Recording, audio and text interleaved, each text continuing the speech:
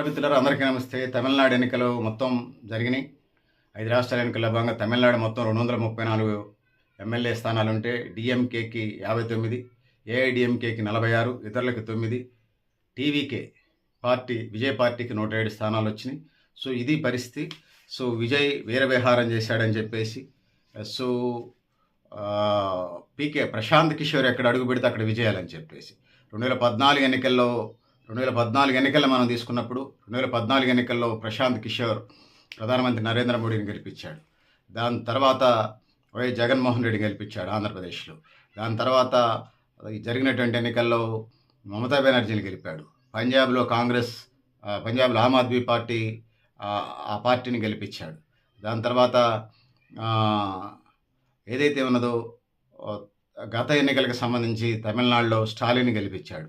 So ఎక్కడైతే అడుగు పెడితే ప్రశాంత్ కిషోర్ అక్కడ విజయాలు ఉంటాయని, అది మహారాష్ట్ర దగ్గర నుంచి ఒడిషా దాకా ప్రశాంత్ కిషోర్ తనదైనటువంటి బాణి ఉన్నదనేది మనం చెప్పొచ్చు. సో త్రిష ఆయన ఎక్కడికక్కడికి ఉన్నటువంటి పాపులారిటీని పెంచే ప్రయత్నం చేశాడు. సో సహజంగానే అనేక సర్వేలు చేస్తూ ఉంటాడు ప్రజల సమస్యలను తీసుకొని. సో డిఎంకే మీద వ్యతిరేకత ఇది మూమెంట్ తీసుకొచ్చిందని చెప్పవచ్చు. తమిళనాడులో టీవీకే విజయానికి అంటే విజయ పార్టీ విజయానికి మహిళలు, రైతులు, యువత లక్ష్యంగా అనేక హామీలు ఇచ్చారు. 60 ఏళ్లలోపు ప్రతి మహిళకు నెలకు 2500 పెన్షను, ఏడాదికి 6 ఉచిత ఎల్పీజీ గ్యాస్ సిలిండర్లు, మహిళల భద్రతకు ప్రత్యేక ప్రభుత్వ సెల్లు, మహిళా కోర్టులు, ఇవి వాగ్దానాలు కనపడే. ప్రతి వధువుకు ఒక సవరం అంటే తులం బంగారం, ఒక పట్టు చీర, తల్లులకు పుట్టిన శిశువులకు బంగారు ఉంగరం వేస్తామని చెప్పారు.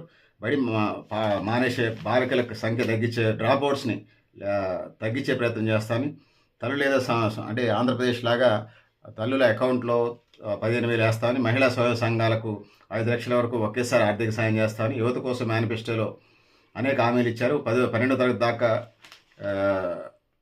రీసెర్చ్ దాకా వాళ్ళకి 20 లక్షల వరకు పూచీకత్తు లేని రుణాలు ఇస్తామని చెప్పేసి, ప్రభుత్వ నియామకాలన్నీ కూడా అవినీతి లేకుండా పారదర్శకంగా చేస్తామని, పట్టభద్రులకు 4,000, డిప్లొమా హోల్డర్లకు 2,500 నిరుద్యోగ వృత్తిని ఇస్తామని చెప్పేసి, నిరుద్యోగులకు కార్మిక నైపుణ్యంతో స్కిల్ డెవలప్మెంట్ ప్రోగ్రాం చేస్తామని చెప్పేసి, దాంతో పాటుగా పీపుల్ సర్వీసెస్ అసోసియేట్ కార్యక్రమాలు, ఇంకా డిప్లొమా వాళ్ళకు 8,000 ఇస్తామని, గ్రామ స్థాయిలో 5 లక్షల మంది యువతకు ఉపాధి కల్పిస్తామని చెప్పేసి, ప్రధానంగా వాళ్ళ మేనిఫెస్టోనే లేటెస్ట్గా వచ్చింది కాబట్టి ప్రశాంత్ కిషోర్ బ్యాక్గ్రౌండ్లో నడిచింది. సో ఉద్యోగం ద్వారా నెలకు 18,000 దాకా సంపాదించే కార్యక్రమం, సిబ్బందిలో 70% స్థానికులను, అంటే ఏదైనా కంపెనీ కానీ ఏదైనా రిక్రూట్మెంట్ ఉంటే 75% లోకల్లోనే పెడతామని, కొత్త ఫ్యాక్టరీస్ వచ్చిన 2.5% జీఎస్టీ సబ్సిడీ ఇస్తామని, విద్యుత్ ఛార్జీలు 5% రాయితీలు ఇస్తామని, ఇట్లా మేనిఫెస్టోకి సంబంధించి అనేక సహకార వ్యవసాయ రుణమాఫీ, 5 ఎకరాల కంటే ఎక్కువ భూమి ఉన్నవారికి 50% రుణమాఫీ, వరి క్వింటాలకు 3,500, చెరకు కనీస మద్దతు ధర 4,500, ఇట్లా ఆ విధంగా మద్దతు ధర ప్రకటిస్తామని, అదేవిధంగా కౌలు రైతులు, వ్యవసాయ కార్మికులకు 10,000 అంటే సంవత్సరానికి 10,000 ఇస్తామని, ప్రతి కుటుంబానికి పౌర సరఫరాల ప్రత్యేక అధికార కార్డు, రేషన్ కార్డు ఇస్తామని చెప్పేసి, సో ఇట్లా అనేక హామీలు ఇచ్చారు. దాంతోపాటు 5 లక్షల స్పందనలు చర్చకు స్వీకరిస్తామని, 10,000 సంతకాలతో కూడినటువంటి వినతి పత్రాలు ప్రభుత్వానికి తప్పనిసరి స్పందన లభిస్తుంది. సో ఇవన్నీ చేసుకుంటూ వచ్చాడు విజయ్. సో జనరల్గా ఆయన ఏముంది అని ఇప్పుడు దాకా అన్నారు. బీజేపీ విమర్శించిందని ఒంటరిగా వెళ్ళాడు. 5 ఏళ్ళు పూర్తి చేసుకున్న తాత్కాలిక ఉద్యోగులందరికీ క్రమబద్ధీకరిస్తానని, కాంట్రాక్ట్ అవుట్సోర్సింగ్ లేకుండా రెగ్యులరైజ్ చేస్తున్నాడు. ఇవన్నీ అయితే కావచ్చు చూడాలి. పోలీసు సిబ్బంది మూల వేతనాన్ని 18,000 నుంచి 25,000కు పెంచడంతో పాటుగా అధిక ఒత్తిడి పనిభారాన్ని తగ్గించే కార్యక్రమం, అదనంగా 1,000 రూపాయలు ఇస్తామని, వృత్తం మీద సేయతో పాటు ప్రత్యేక మంత్రిత్వ శాఖ వంటి హామీలు కూడా ఉన్నాయి. 16 నుంచి 95 పేజీల మేనిఫెస్టో విడుదల చేశారు ఏప్రిల్ 16, 2026. సో తిరువళ్ళూర్ రచించిన తమిళ గ్రంథం తిరువక్కుల్లోని సూత్రాలైన 6 అంటే అవి మహనీయుల మహర్షుల యొక్క బోధనలు ఏదైతున్నాో, అరం అంటే సద్గుణం, ఇది తమిళ భాషలకు సంబంధించింది. అరం అంటే సద్గుణం, పొరుళ్ళు అంటే సంపద, ఇన్బం అంటే ఆనందం వంటి వాటిపై ఆధారపడి ఉందని తెలిపారు. ఈ గుణాలే రాజకీయ పరిపాలనకు అత్యవసరం అని చెప్పేసి, అసలు చేయనటువంటి ఈవెంట్ సినిమాల్లో తన క్యారెక్టర్ హీరోయిజం ఎట్లుంటుందో నిజ జీవితంలో కూడా అట్లా రాజకీయాలు అట్లా చేశాడు. సో టీవీకే మా పార్టీ తొలి ఎన్నికల మేనిఫెస్టో కూడా రాజకీయ నిజాయితీకి హామీ అని చెప్పి అనటం, తమిళనాడు సీఎం స్టాలిన్ లాగా ప్రజలను మేము ఎప్పుడు తప్పువ పట్టించడం, ఉత్తిత్తి వాగ్దానాలు, తొందరపాటు మేనిఫెస్టో తయారు చేయమని, సహజంగానే ఇట్లాంటి పరిస్థితులన్నీ ఉన్నాయి. సో తమిళనాడు రాజకీయ ఇటీ పరిస్థితి ఎన్నికల మేనిఫెస్టోతోనే తమిళనాడులో విజయ్ గెలిచింది అనేది అర్థమవుతా ఉంది. సో ఇది ఇలా ఉంటే ముఖ్యమంత్రి ద్రవిడ మున్నేట్ర కళగం డిఎంకే అధినేత ఎంకే స్టాలిన్ తన కంచుకోట లాంటి కొత్త అంటే 16 ఉంటే 14, 16, 18 ఉంటే 14, 16 దాకా టీవీకే గెలిచింది చెన్నై ప్రాంతంలో.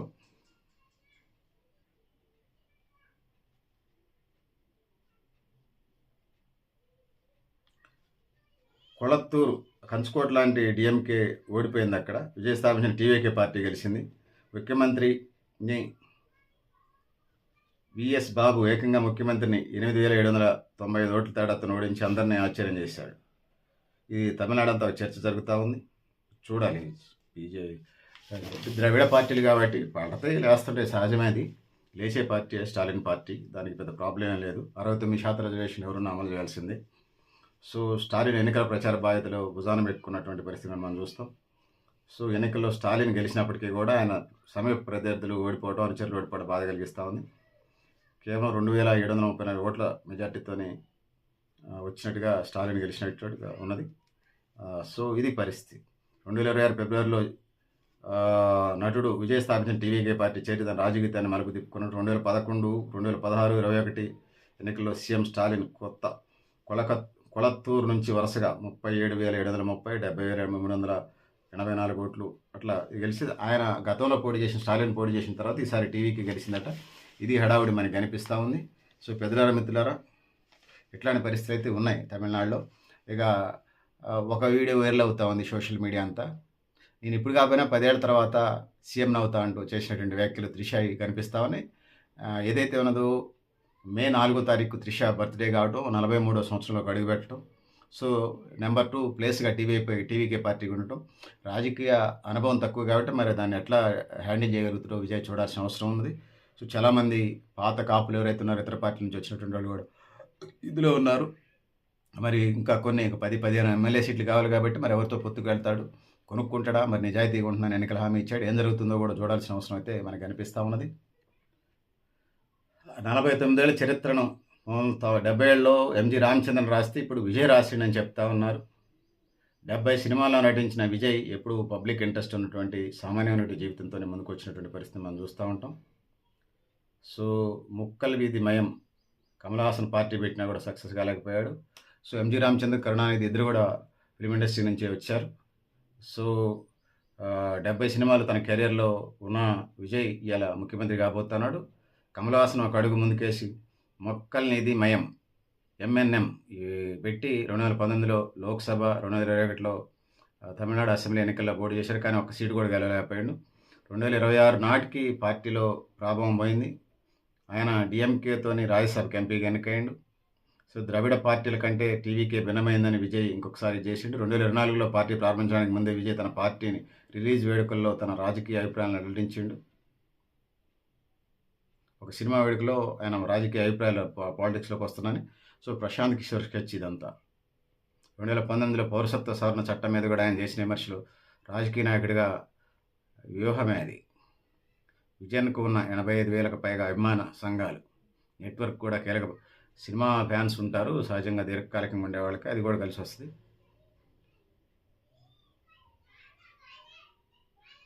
రజనీకాంత్ రాజకీయ రంగ ప్రవేశించేటప్పటికీ ఆయన వయసు 70 సంవత్సరాలు, కమల్ హాసన్ వయసు 60 సంవత్సరాలు పైనే ఉంది.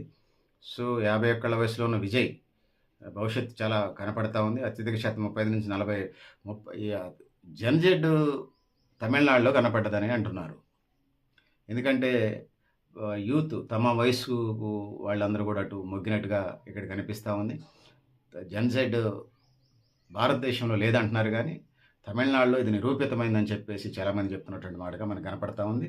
సో అనేక పనికిమాలిన ప్రభుత్వ వ్యతిరేకతలు కావచ్చు, అవినీతి కుమ్మరాట్లు కావచ్చు, డిఎంకే అన్నా డిఎంకే నువ్వా నేను అనేది కావచ్చు. ఇప్పుడు థర్డ్ పార్టీ ఒకటి వచ్చి యూత్ అటువైపు కింద నుంచి పైదాకా వృద్ధుల దాకా ఓట్లు అయిపోతే అన్ని సీట్లు రావనేది మనం స్పష్టంగా చెప్పదలుచుకున్నాను.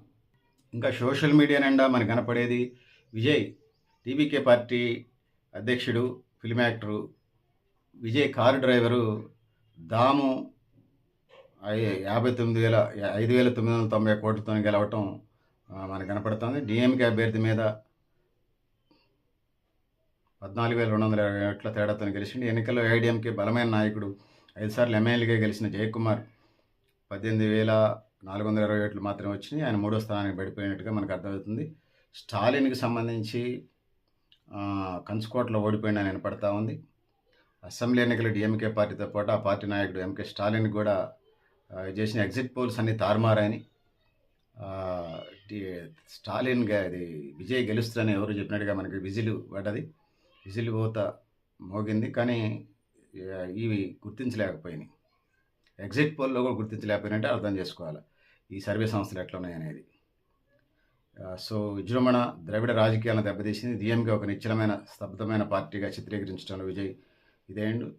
సో కుటుంబ పాలన, వారసత్వం ఇట్లా రాజకీయాలపై సమర్థవంతమైన దాడి చేసి డిఎంకే 5 ఏళ్ల పాలన మీద అనేక రకాల విమర్శలు ప్రజలు నమ్మారు. జనరల్గా ప్రభుత్వ వ్యతిరేకత సహజంగానే ఉంటుంది.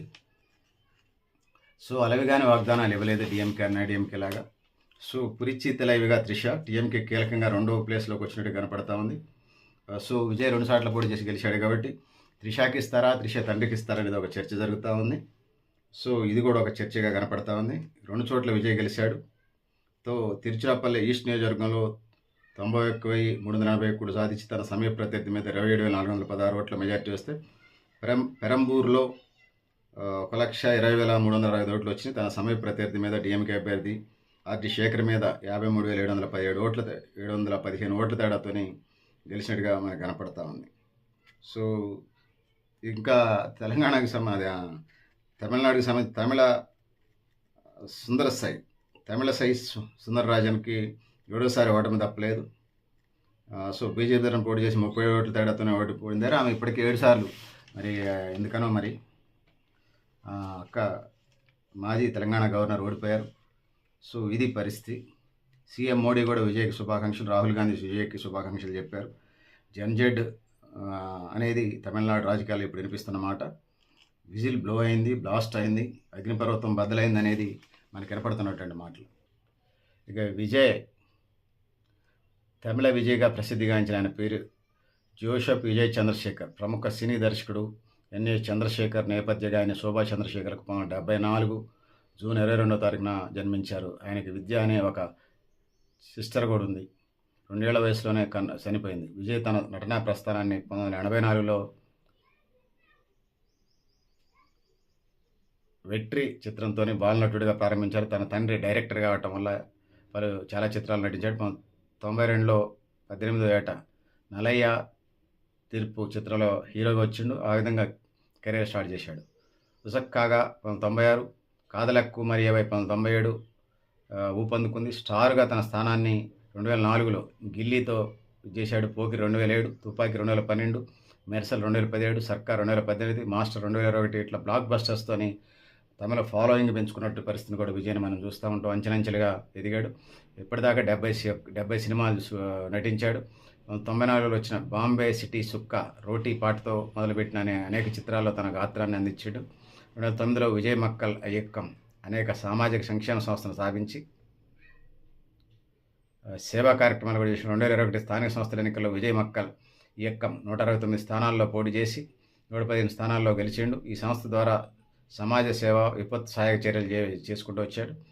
విద్యార్థుల చదువులకు ఆర్థిక సాయం అందించిన. 2024లో విజయ్ అధికారికంగా రాజకీయాల్లో ప్రవేశించారు. 2024లో ఫిబ్రవరి 2న తమిళ వెట్రి కజగం టీవీకే పార్టీని స్టార్ట్ చేసిండు. 2024 సెప్టెంబర్ 8న ఈ పార్టీ భారత ఎన్నికల సంఘం వద్ద నమోదైంది. 1999 ఆగస్టు 25న విజయ్ లండన్లో స్థిరపడిన శ్రీలంక తమిళ యువతి సంగీత స్వర్ణలింగంను పెళ్లి చేసుకున్నాడు. వీళ్ళకి 2 పిల్లగాళ్ళు, కుమారుడు జేసన్ సంజయ్, కుమార్తె దివ్యనిష. 2011 అసెంబ్లీ ఎన్నికల్లో కూడా ఆయన ఏఐడిఎంకేకి మద్దతు తెలిపాడు, అన్నాడీఎంకే తరఫున చేశాడు. ఇది విజయ్కి సంబంధించిన బ్రీఫ్ బయోగ్రఫీగా మన ముందుంది. సో ఏది ఏమైనా మీరు కూడా మీ అభిప్రాయాలు కామెంట్ బాక్స్ రాయండి పెద్దలరా, మిత్రులరా. సో నేను గరిడేపల్లి సత్యనారాయణ, నిర్లక్ష్యారమైన జన్జెడ్ ప్రపంచ దేశాల్లో ఉంది. భారతదేశంలో కూడా ఓట్ల రూపంలో ఎవరీ 37 ఏజ్ గ్రూప్గా తమిళనాడు ఓటర్లందరినీ ఏజ్ అగ్రిగేట్ చేస్తే 37 వస్తుందట. 37-50కి మధ్య ఏ లింక్ ఉన్నదో వాళ్ళు మేమే అన్నట్టుగా ఫీల్ అయ్యి ఓట్లు అని వేసినట్టుగా తమిళనాడులో కనపడుతుంది. ఇదే జన్జెడ్ అంటుంది భారతదేశంలో. సో తమిళ పార్టీలే ఏదైతే ఉందో అందరినీ కలుపుకోవే సామాజిక న్యాయం, తినడానికి తిండి, ఉండడానికి ఇల్లు, కట్టుకోవడానికి బట్ట, విద్య, వైద్యం, ఉపాధి, భూమి పంపిణీ, సామాజిక న్యాయం, సమాన అవకాశాల సమాజం కోసం స్కిల్ డెవలప్మెంట్ ప్రోగ్రామ్స్ని మరింత ముందుకు నడిపించే కార్యక్రమం విజయశాస్త్రాన్ని భావిస్తూ నేను గరిడేపల్లి సత్యనారాయణ, న్యూ లక్ష్య ఆర్గనైజేషన్. Thank you. ఉండాలి పెద్దలారా, మిత్రులారా.